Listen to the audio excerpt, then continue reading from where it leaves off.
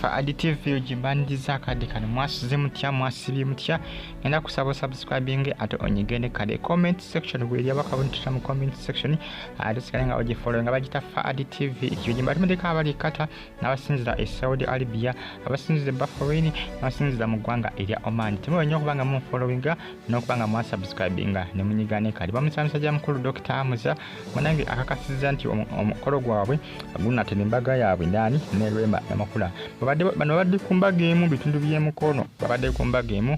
bitundu by'emukono nenga munange Embaga enakola ki enatera Embaga enatera musajja mukulu Dr. Hamza kosa ne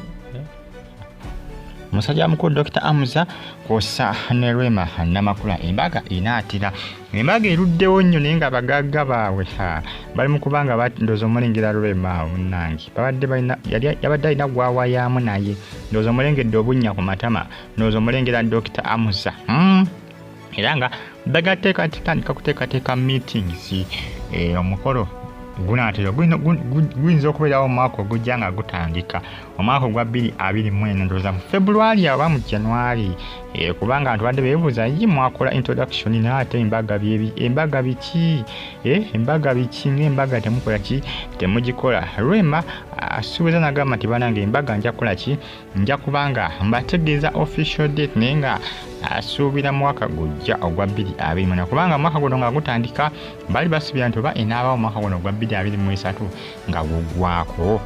naye alaba nga omwaka koze ekiguwedde kati asazewo n'agamba nti bannange 2024 tajja kumusuka tejja kusuka 2024 tejja kusuka 2024 Embaga yaabwe Dr. Hamza kosa ne Rema Namakuula bagita Tafa TV subscribe ate onyigene kadi ne baba Rema asuubiza n'agamba nti bagenda kukola Embaga ejjokubeera enkambwe ejjokubeera ey'ettabu bannayuganda gye bajja okwogerako buli omanyi introduction bannange introduction yaabwe ya trending ku social media buli omu yali ajogerako introduction ate Rema yagambye nti ate introduction byali biwero ate Embaga yo egenda kubeera nkambwe nnyo nga bw'okiwulira omwaka ogujja ogwa 2024 nga gutandika wasuubira okukola ki wasuubira nti wejja okukola ki okubeerawo Embaga yaabwe ne Dr. Hamza kubanga yo introduction bukyange gwa ebbanga gwanvu nnyo era nasuubiza nagamba nti no 2024 kijja kubeera kizibu nnyo okola ki okuggwako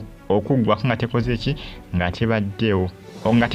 Embaga yaabwe kubanga baagala ekolebwe naye ekole ki nayo egwe baagala ekolebwe egwe subscribe button nyigene kale mpera video eno ka like bagita Tafa TV babadde ku Embaga emu bitundu by'emukono ndoozo mulengera mukyala Hamza obunnya ku matama tabula